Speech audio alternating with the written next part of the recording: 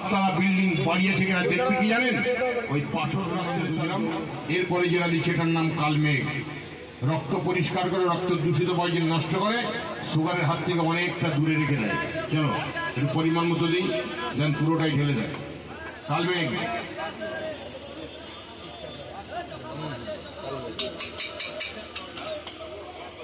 দেন, আরেক বইম দেন। এখানে কোনো আউট, কোনো কথাবার্তা বেশি পাবেন না কিন্তু আমার কাছে।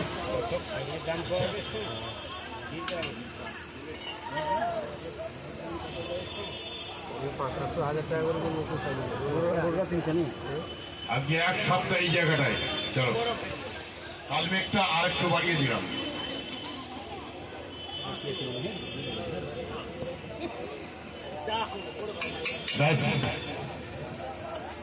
এবারে পাউডারটা মেশানো শেষ, এখনো কিছু বাদ আছে দেব। এখন এইটাকে একটু মাখাতে হবে। খুব লেট করলাম নাকি? না, আমি এই এলাকার দোকানদার, এখানকার স্থানীয় মানুষের, এই আশেপাশের মানুষের একটা কথা মাইকে বলে যাচ্ছি, যতদিন বেঁচে থাকবেন আমি এখান থেকে যখন উঠে চলে যাব না, 2-1 দিনের ভিতরে আফসোস করতে হবে কেন একটা ফাইল নিলাম না, বলে যাচ্ছেন। আমার ঔষধের রেজাল্ট একদম গুনে গুনে 100 রেজাল্ট পাবে। আমি এটুকু বলে যাচ্ছি। 3টা রোগের কথা বলেছি, বেশি বলিনি। এখন পরে বলছি, এইটাকে একটু মাখিয়ে দিই। মাখাতে গেলে কি লাগবে? জল লাগবে। আমি জল দিয়ে মাখাই না, সীমিত একটু মধু আর দোকান থেকে চিনি কিনে চিনির মধু একটু তৈরি করে নিয়ে একটু পাইল করে রেখে দিয়েছি, একটু দেবো এর ভিতরে। দেন 1-2 কেজি দেন। যা করেছি আপনাদের খাওয়ানোর মতন করেছি, বেশি করিনি। আমি লাগলে বানিয়ে দিই।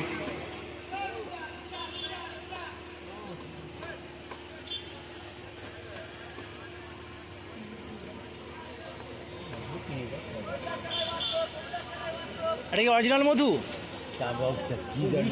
চিনি চিনি লোকে তো আরো সুগার হবে তো। যা সুগারের জন্য খাবেন কেন আপনি এটা? আপনি জানেন সুগার হলে মিষ্টি খেতে বারণ, কেন খাবেন? সুগার ছাড়া সব আছে আমার কাছে, আমাকে বলতে হবে। খবর তো হাত বাড়ান তো, দেখেন তো সর্ষের তেল না রিফাইন আছে এটা? দেখি খাই দেখি।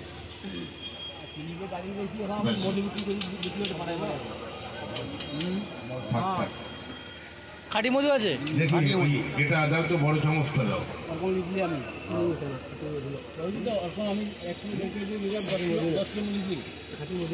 খাঁটি মধু, এটা খাঁটি মধু সে করা হয়। গুড় চিনি জল আর উপরে কি করতে কত মধুর বাসা হারে বাঁধিবে চলি আচ্ছা হয়ে যায় লোক যে সমান ঠিক না। দোকানে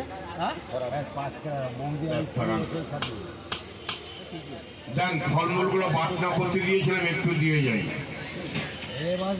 বহু টাকার ফলমূল। চলো, কাজু, পেস্তা, কাঠ, আখরোট, এলাচ, লবঙ্গ, দারচিনি, কাবাব চিনি, জয়িত্রী, জায়ফল সব এটার ভিতরে আছে।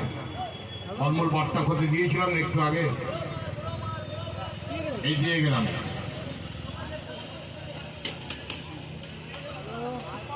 এবারে এক কাজ করেন, পিছনে দাঁড়াও, এটাকে নিচে নামিয়ে সুন্দর করে ভালো করে ডাইলেশনটা করো। মাখানো হয়ে গেলে আজকে হাটবার আমি তোমাদের হুকুম দিচ্ছি, 30টাই তোলো। যতক্ষণ খাওয়ানো লাগবে সবাইকে খাওয়াবে। খাওয়াতে খাওয়াতে যদি ফুরিয়ে যায় আবার দেবে, আবার বানিয়ে নেবো তাড়াতাড়ি, লেট করবো না। আর চলে যাওয়ার সময় একটা কার্ড রেখে দেবেন, উপরে নাম্বার দেওয়া আছে। যদি আমার বাড়িতে যেতে চান, পথ নির্দেশ, কত দূর থেকে কিভাবে আসবেন, কোথায় গিয়ে নামবেন, সব লেখা আছে ইংরেজিতে, বাংলায়।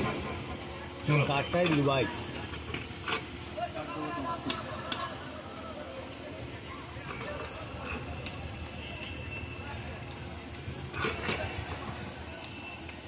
এই ডিশটা খালি আছে, নেই?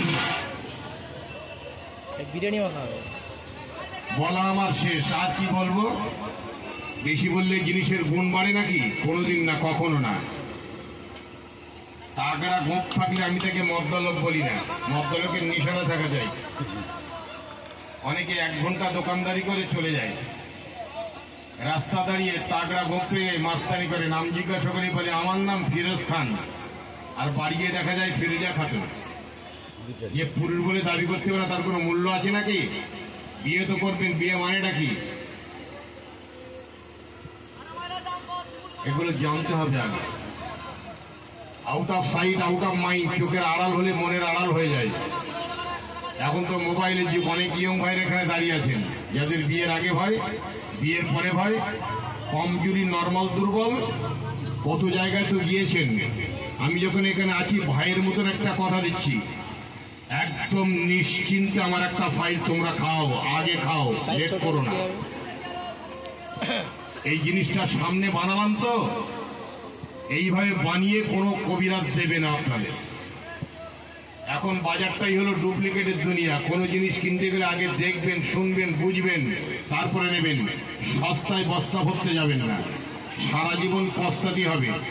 উপযুক্ত টাকা দিয়ে যদি উপযুক্ত জিনিস কিনে খেতে চান, টাকায় ঠকলেও জিনিসও দেখবেন না। আমি রাস্তার ফেরিওয়ালা, বড় দোকানদার, খোর গরিবের ছেলে। এটা নাড়া দিচ্ছে কেন? হয়েছে মানে একটু দূরে থাক। আমি মেহনত করে খাই, 7-8টা লোক পুষ্টি হয় আমার, বাইরে ভিতরে গাড়িতে আছে সব। দেখি বা কম টাকা খরচ নাকি? হ্যাঁ, তৈরি হোক। আমার দুটো আলু হয়ে একটা কথা, এই দেখেন বাবু।